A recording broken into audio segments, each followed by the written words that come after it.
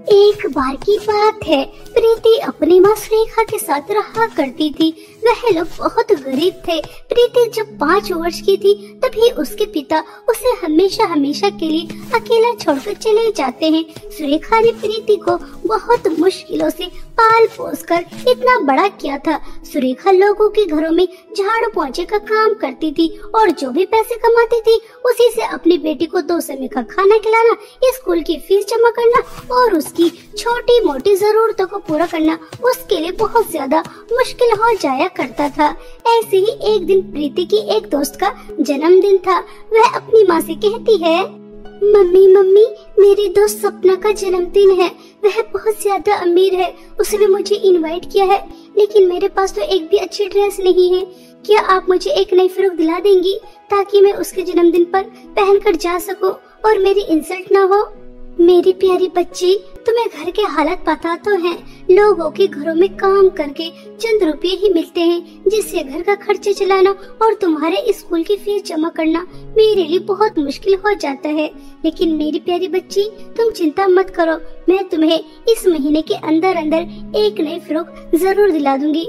अभी जो है उन्हीं में गुजारा कर लो। प्रीति बहुत समझदार थी, उसे अपनी गरीबी का बहुत अच्छे से पता था, इसलिए वह अपनी माँ से कम ही जिद किया करती थी। प्रीति अपने दोस्त सपना के जन्मदिन पर अपने पुराने कपड़ों में ही चली जाती है। सपना के जन्मदिन पर सभी ने बहुत ज्यादा ब्रांडेड कपड़े पहने थे और सबके हाथों में महंगे महंगे गिफ्ट भी थे, पर बेचारी प्रीति खाली हाथ गई थी। यह देखकर सपना की दोस्त प्रीति का बहुत मजाक उड़ाती हैं। अरे यार सपना, तूने इस गरीब भिखारन को भी अपने जन्मदिन पर इनवाइट किया है। हमारा तो सारा स्टेटस ही डाउन हो गया। इसके कपड़े तो देखो, बहन जी के कैसे हैं, फटे पुराने। सुनो बहन जी, क्या तुम्हें इतनी बड़ी पार्टी में आते हुए जरा भी शर्म नहीं आई? कम से कम कुछ ढंग के कपड़े ही पहन कर आ जाती, गिफ्ट तो नहीं लेकर आई। इससे अच्छे कपड़े तो हमारे घर की नौकरानी पहनती है, लेकिन इसकी औकात तो हमारी नौकरानी जितनी भी नहीं है। और आगे इतनी बड़ी पार्टी में खाली हाथ तेरे लिए एक गिफ्ट भी नहीं लेकर आई, और हम कितने महंगे महंगे गिफ्ट लेकर आए हैं। अरे यार, यह पढ़ाई में अच्छे है इसलिए मैंने इसे अपना दोस्त बना के रखा है, वरना मैं भी इससे दोस्ती नहीं करती, क्योंकि यह इतनी ज्यादा गरीब जो है यह समझे कि मेरे गुलाम है। मैं जैसा कहती हूँ वैसा करती है, मेरा होमवर्क हो जाता है, स्कूल का काम समय पर रहता है, इसलिए इसे दोस्त बना के रखा है, वरना तुम्हारी तरह मुझे भी गरीबों से बहुत ज्यादा नफरत है। सपना, आज तुमने मेरा दिल तोड़ दिया। मुझे लगा था कि तुम और अमीर लड़कियों की तरह नहीं हो।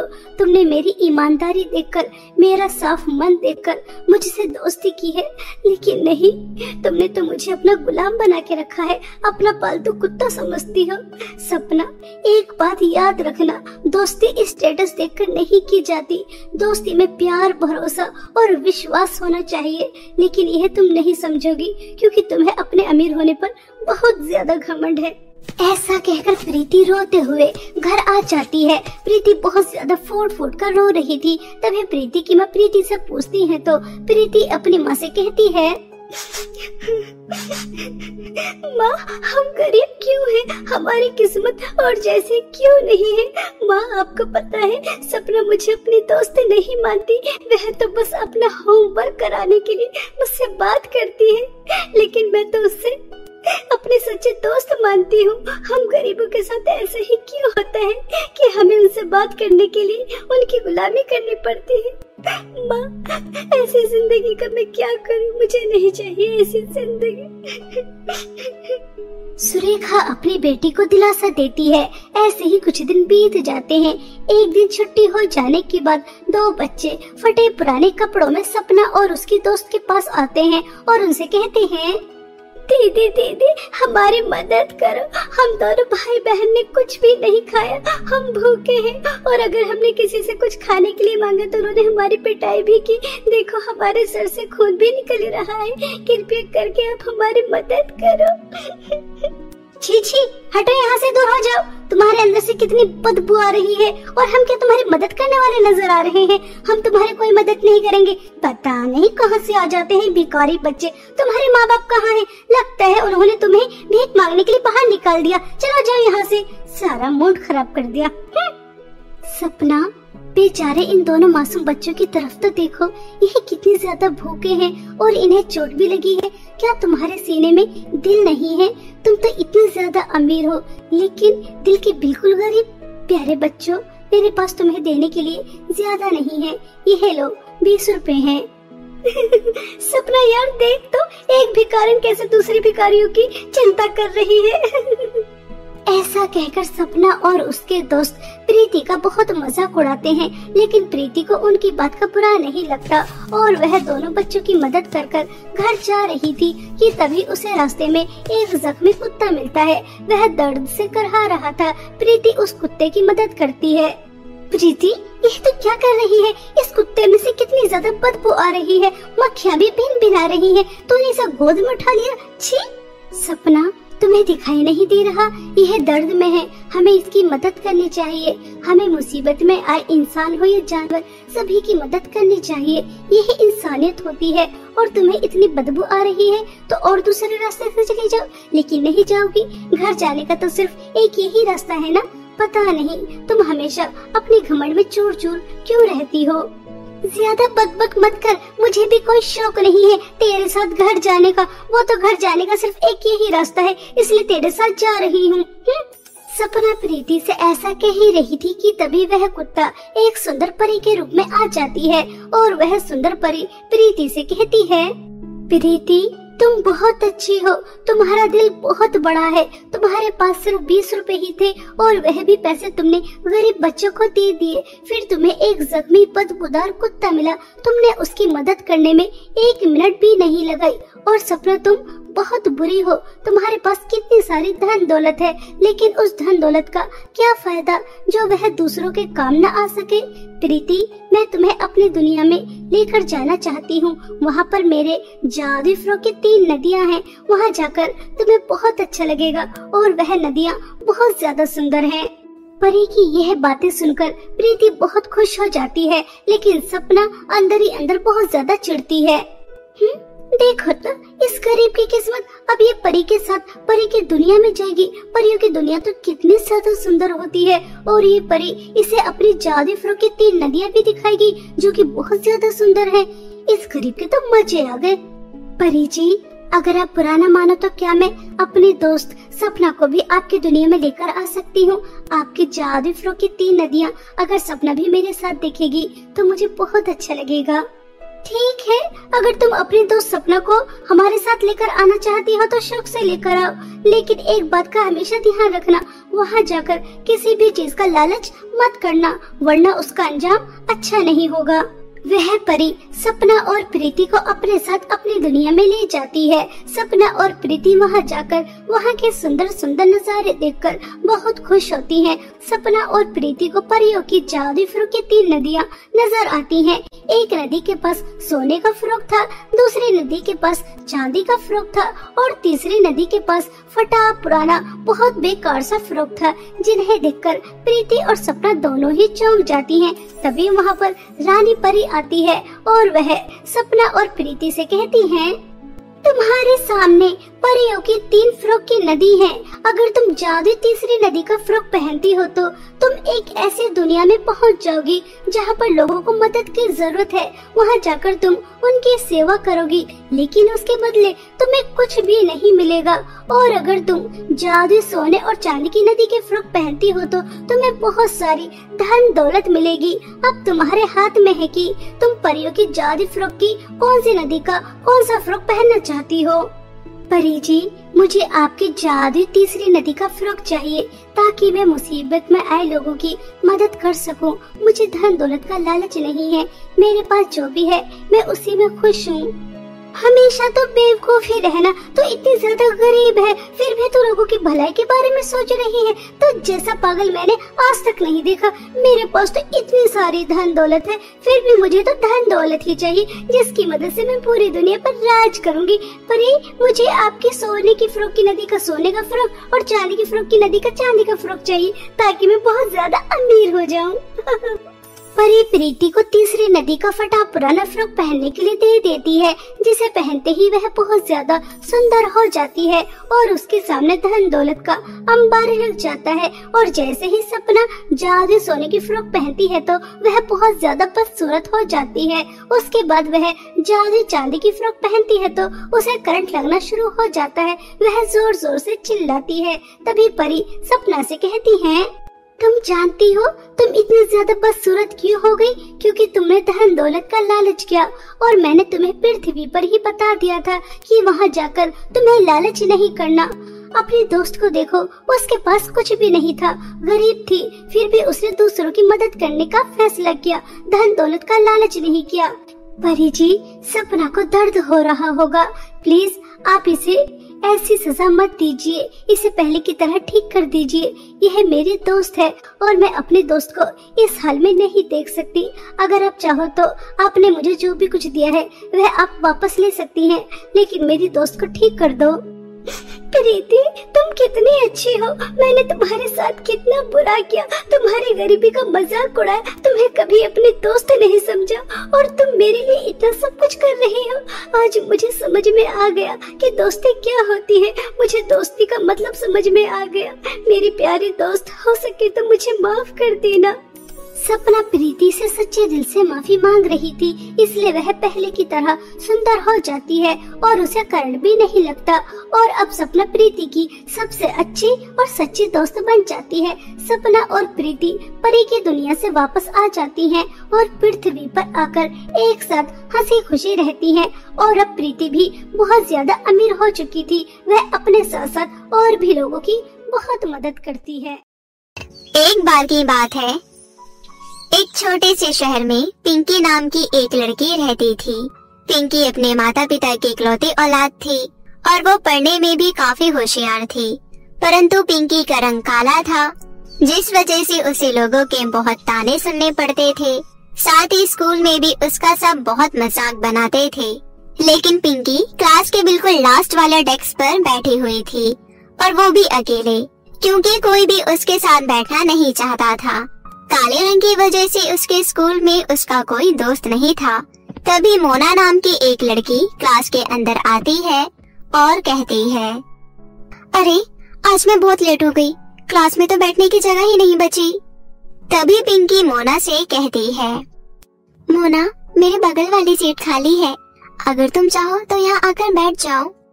नहीं, मैं तेरे साथ नहीं बैठूंगी, तुम बहुत काली है, अगर मैं तेरे साथ बैठूंगी तो मैं भी काली हो जाऊंगी, मैं पागल थोड़ी ना हूँ जो तेरे पास बैठूंगी। मोना की बात सुनकर पिंकी को बहुत बुरा लगता है, क्योंकि उसे हर रोज यही सब सुनना पड़ता था। इसी वजह से उसका स्कूल आने का भी मन नहीं करता था। स्कूल की छुट्टी के बाद पिंकी रोते हुए अपने घर लौटती है और अपनी माँ से कहती है, माँ, मुझे स्कूल में नहीं पढ़ना, सब लोग मुझे काली काली बोलकर चिढ़ाते रहते हैं, मुझे बिल्कुल अच्छा नहीं लगता माँ।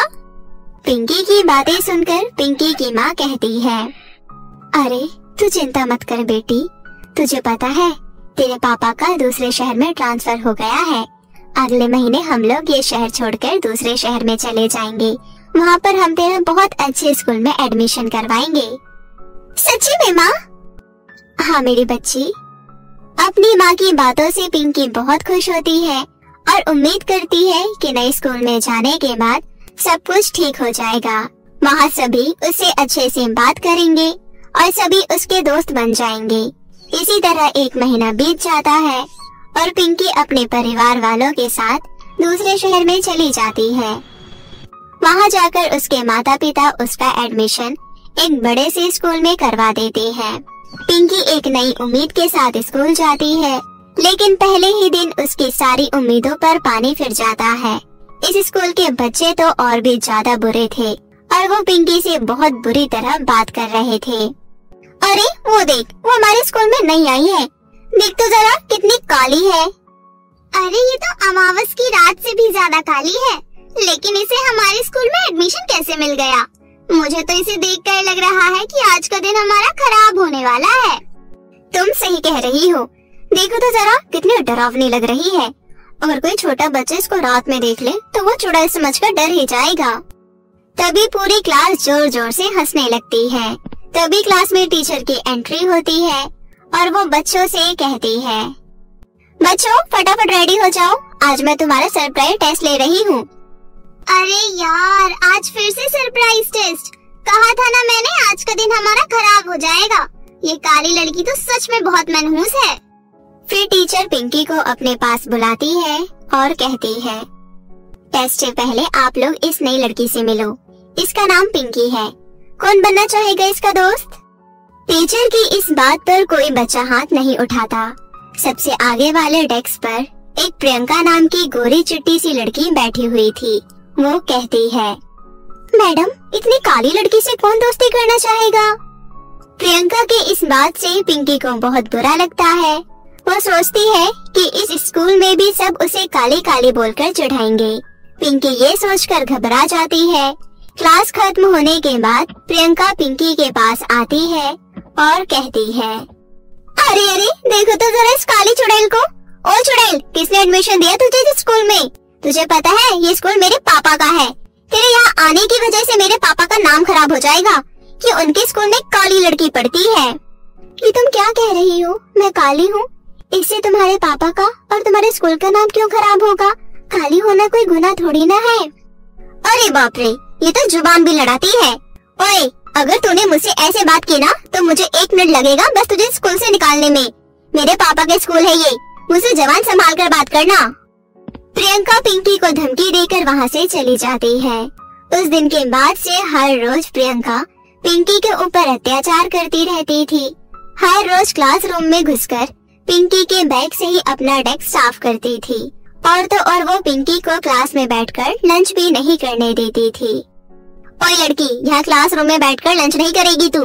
तुझे देखकर हमसे खाना नहीं खाया जाता। पिंकी हर रोज लंच के समय कॉरिडोर में जाकर खाना खाया करती थी।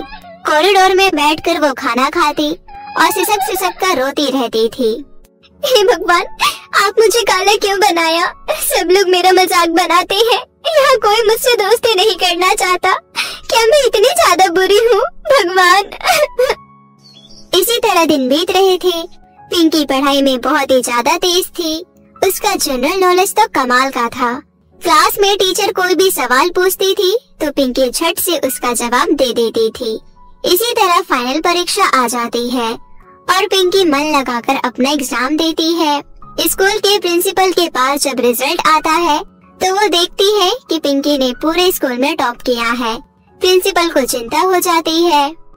अब मैं क्या करूं? अग्रवाल जी तो इस स्कूल के मालिक है, लेकिन उनकी बेटी के नंबर तो पिंकी से कम आए हैं। अगर उनकी बेटी की जगह कोई और फर्स्ट आ गया तो वो गुस्सा हो जाएंगी। प्रिंसिपल अग्रवाल जी को फोन करके सारी बात बताती है। अग्रवाल जी गुस्से में कहते हैं, मेरे स्कूल में मेरी बेटी के अलावा कोई और फर्स्ट कैसे आ सकता है? अगर ऐसा हो गया तो मैं किसी भी टीचर को सैलरी नहीं दूंगा। वैसे भी हर साल मैगजीन में फर्स्ट आने वाले बच्चों की फोटो लगती है, उसमें इतनी काली लड़की की फोटो छपेगी तो कैसा लगेगा? अब आप लोग देख लीजिए क्या करना है आप लोगों को। प्रिंसिपल चिंता में आ जाती है।